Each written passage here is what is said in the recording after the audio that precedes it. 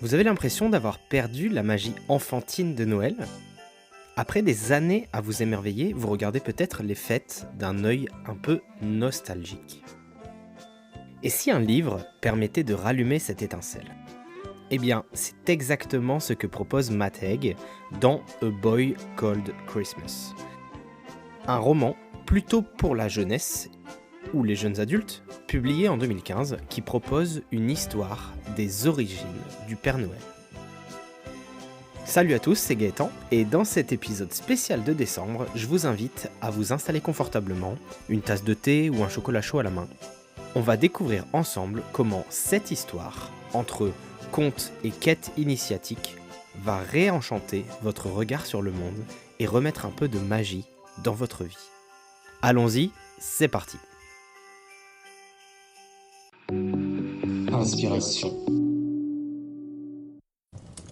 Avant de parler du livre, parlons comme d'habitude de l'auteur. Vous connaissez déjà Matt Haig, puisque c'est lui qui a écrit La Bibliothèque de Minuit, épisode du Book Club, déjà sorti sur notre podcast. Comme pour La Librairie de Minuit, c'est un écrivain qui fait des romans philosophiques. C'est-à-dire que dans les histoires qu'il raconte, on va retrouver des notions, des réflexions qui font prendre du recul sur la vie. Il s'est fait connaître auprès du grand public avec des romans comme Les Humains et Comment arrêter le temps, ainsi qu'avec son best-seller La Librairie de Minuit. En parallèle de ses romans, il a publié un essai autobiographique sur la dépression, intitulé Les raisons de rester en vie, où il raconte son combat contre l'anxiété et il ouvre un dialogue sincère sur la santé mentale.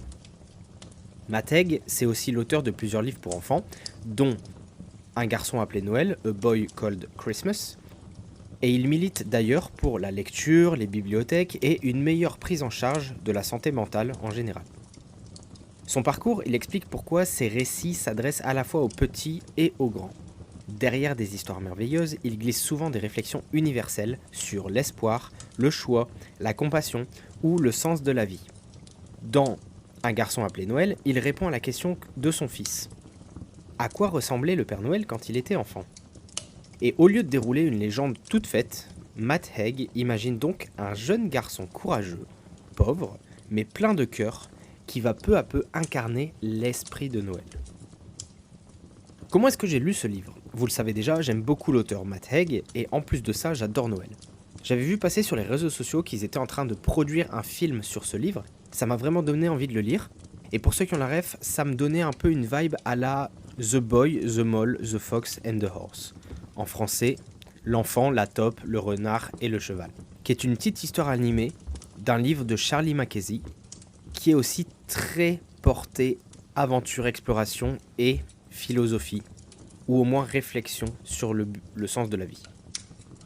Alors, de quoi parle le livre maintenant ? L'action se déroule dans la Finlande du XVIIIe siècle. Nicolas, 11 ans, vit avec son père, un bûcheron pauvre. Il ne possède presque rien.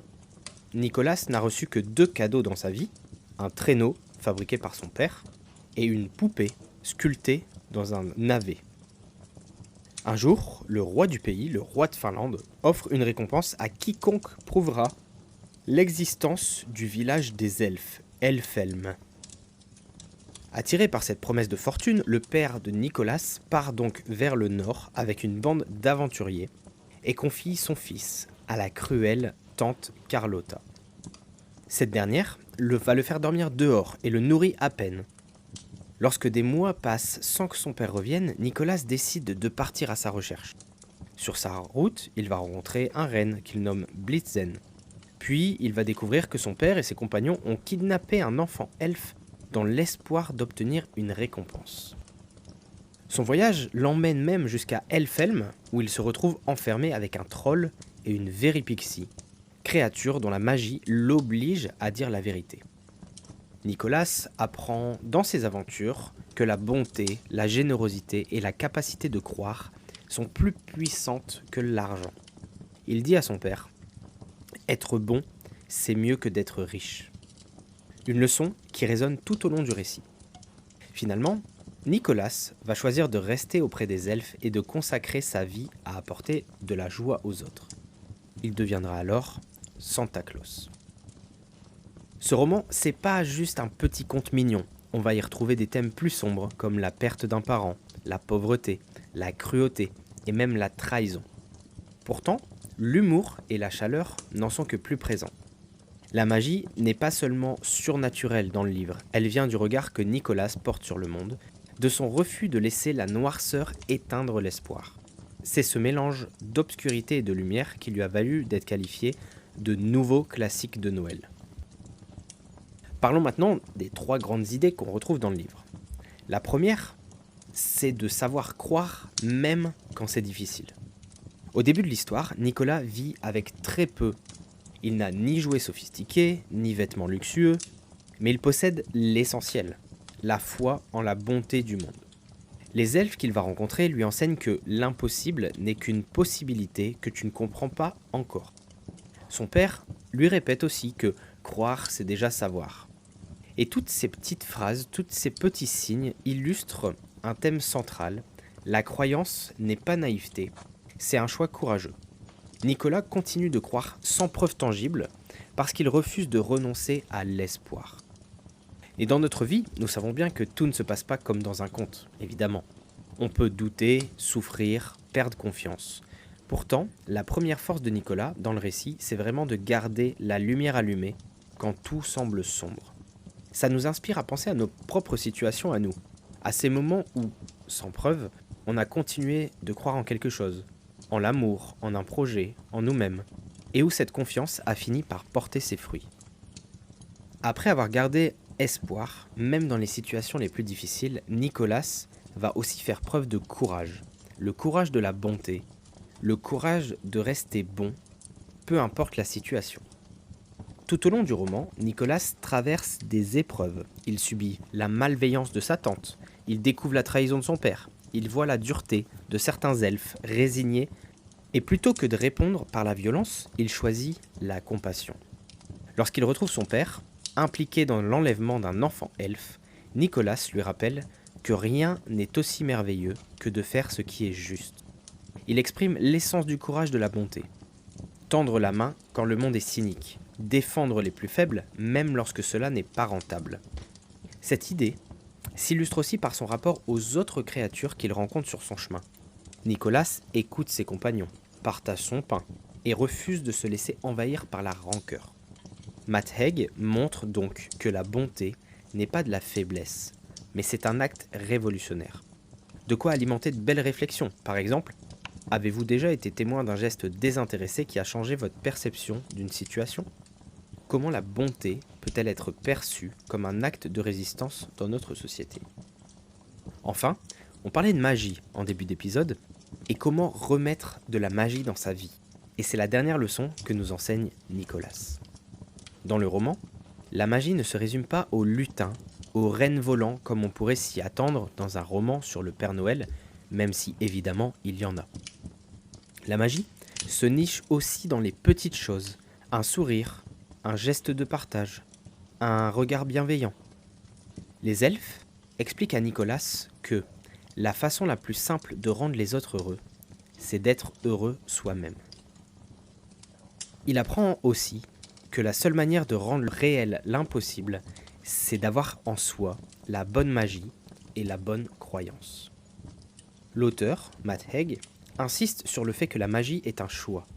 On peut décider de voir le monde comme un lieu froid et désenchanté, ou on peut décider de se rappeler que chaque petit acte de bonté crée de l'enchantement.